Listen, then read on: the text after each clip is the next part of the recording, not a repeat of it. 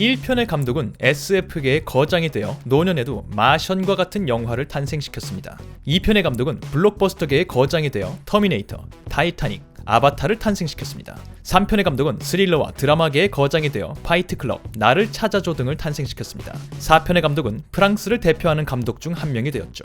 에얼리언 커버넌트는 세계적으로 유명한 에얼리언 시리즈의 최신작임과 동시에 이 전설적인 시리즈의 시작을 알렸던 리들리 스콧 감독이 다시 연출을 맡아 많은 팬들의 기대를 받고 있는 영화입니다. 물론 워낙 잔뼈가 굵은 감독이니까 이 영화 한 편만 봐도 충분히 재미를 느낄 수 있도록 영화를 만들었겠지만 시리즈 영화이니만큼 이 시리즈에 대해서 아는 게 많을수록 영화가 재미있을 수밖에 없겠죠. 그래서 준비했습니다. 6가지 키워드로 정리한 에일리언 커버넌트의 관람 포인트와 시리즈 세계관 정리 바로 시작합니다. 웨이랜드, 거대 기업으로 기본적으로 모든 사건의 원흉입니다. 시리즈 1편에서는 군사 목적으로 외계 생명체를 지구로 반입하려는 이 기업의 음모로 인해 아무것도 모르던 우주선 노스트로모호의 선원들이 에일리언에게 무차별적인 공격을 받습니다. 그리고 2012년 개봉한 프로메테우스는 시리즈 1편보다 30여 년 전 인류의 기원과 생명의 신비를 탐사하기 위해 우주로 나갔던 프로메테우스호의 이야기를 다루고 있는데요. 여기에 외계 생명체의 힘을 빌려서 죽음을 피하고 싶어 했던 웨일랜드 기업의 회장 피터 웨일랜드의 욕심이 더해지면서 우주선 프로메테우스호의 선원들 역시 예기치 못했던 재앙을 만나게 됩니다. 이번 영화 에일리언 커버넌트는 프로메테우스와 에일리언 1편 사이에 위치한 영화입니다. 예고편을 통해 우주 정착 탐사를 떠난 우주선 커버넌트호의 이야기가 등장할 것이라고 드러났는데요. 과연 이 여정 역시 웨일랜드의 탐욕으로부터 시작된 표면적인 탐사일 뿐일까요? 아니면 웨일랜드와는 상관없이 그 누구도 예상하지 못했던 재앙이 커버넌트호를 덮치게 될까요? 에이리언, 영화의 제목이자 실질적 주인공인 에이리언. 시리즈를 통해 다양한 모습으로 우리에게 등장했었는데요. 이 외계 생명체는 기본적으로 알에서 부화하고 타 생명체를 감염시킨 뒤 그 생명체를 숙주로 삼습니다. 일정 시간이 지나면 숙주를 죽이고 작은 모습으로 태어난 뒤 허물을 벗고 완전체로 거듭나는 이 생물은 단단한 피부와 산성으로 이루어진 피를 갖고 있기 때문에 함부로 공격하기도 어렵고요. 심지어 강력한 힘까지 갖고 있기 때문에 완벽한 유기체라고 묘사되기도 합니다. 에일리언 1편에서도 영화 프로메테우스에서도 엔지니어라고 불리는 외계 종족의 우주선에서 발견되는 이 괴물은 어떤 숙주를 만나느냐에 따라 그 외양과 능력이 조금씩 차이를 보이기도 합니다. 이번 영화에서는 어떤 형태의 에이리언이 등장하게 될까요? 애초에 이 생명체는 도대체 어디에서 온 걸까요? 부작용으로 창조주들을 죽게 만든 외계 종족 엔지니어의 생체 무기였을까요? 아니면 애초에 엔지니어라는 종족과 오랜 싸움을 이어온 또 다른 외계 종족이었을까요? 생존자, 에일리언 커버넌트보다 앞선 시간대의 이야기를 다뤘던 영화 프로메테우스에서는 인류의 기원을 찾아 외계 행성으로 떠난 대원들이 엔지니어라는 외계 종족의 존재를 확인함과 더불어 이 종족이 사실 인류를 창조했으며 어떤 이유에선지 인류를 말살하기 위해 지구로 돌아오다가 예상치 못한 에이리언의 공격을 받았었다는 사실을 알게 됩니다. 영화의 주인공이었던 엘리자베스 쇼는 영화 끝부분에서 지구로 귀환하는 대신 엔지니어들을 만나 인류 창조와 말살 계획의 이유를 듣기 위해 엔지니어들의 행성을 찾아 떠납니다. 에일리언 커버넌트의 출연진 리스트를 통해 이번 영화에서도 등장할 것이 예고된 엘리자베스 쇼. 과연 그녀는 에일리언 커버넌트에서 어떤 모습으로 등장할까요?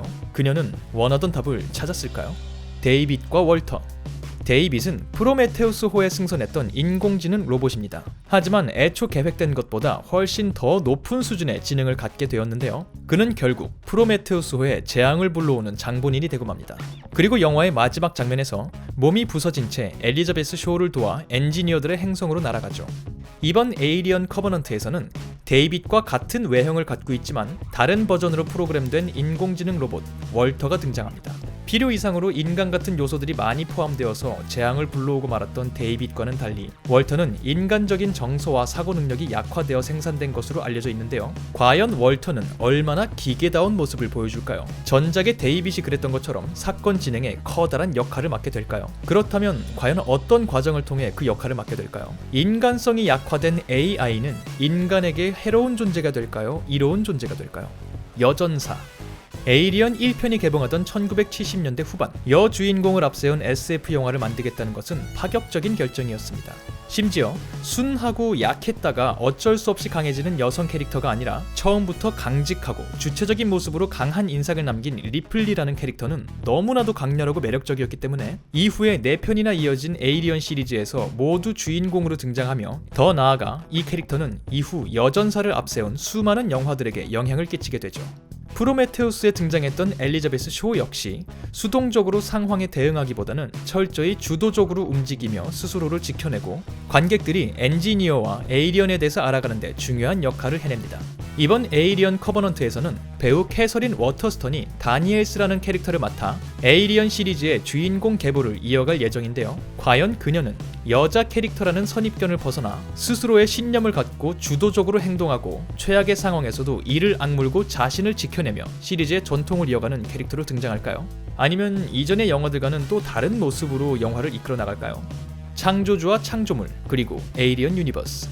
에이리언 시리즈는 단순히 괴물이 등장하는 공포 영화가 아니라 영화마다 각각 다른 주제들이 녹아 들어가 있는데요.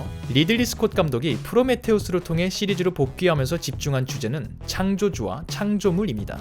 엔지니어와 인간, 인간과 인공지능 로봇, 엔지니어와 에이리언, 인간과 에이리언. 창조물들은 끊임없이 창조주에 대해 궁금해하기도 하고요. 때로는 창조주의 자리를 노리기도 합니다. 창조주를 따라 AI를 만들어낸 인간이 나를 왜 만들었냐는 AI의 질문에 할 수 있는 대답은 겨우 이것뿐이었습니다. We made you 'cause we could. Can you imagine how disappointing it would be for you to hear the same thing from your creator? 이번 영화에서 엔지니어 종족과 인류가 제대로 교감을 할 수 있다면 AI가 느껴야 했을 실망감을 인류 역시 느끼게 될까요? 올해 우리 나이로 81세가 된 헐리우드의 거장의 연륜과 상상력이 만나면 어떤 이야기가 펼쳐질까요? 오랫동안 이어진 시리즈이고 감독에 대한 믿음이 굳건하기 때문에 팬들의 입장에서는 궁금한 것도 감독이 내놓을 답에 대한 기대도 한가득인 것이 사실입니다. 과연 시리즈의 창조자 리들리 스콧 감독이 다시 한번 영화 팬들을 흥분시킬 영화를 들고 우리 앞에 나타날지 기다려봅시다. 네, 간단하게 에이리언 커버넌트의 개봉을 앞두고 이번 시리즈의 세계관과 이번 영화의 관람 포인트를 정리해봤습니다. 부디 이 영상이 영화를 보러 가실 많은 분들께 도움이 되는 영상이었길 바라며 저는 다음번 다른 영상으로 돌아오도록 하겠습니다. 감사합니다.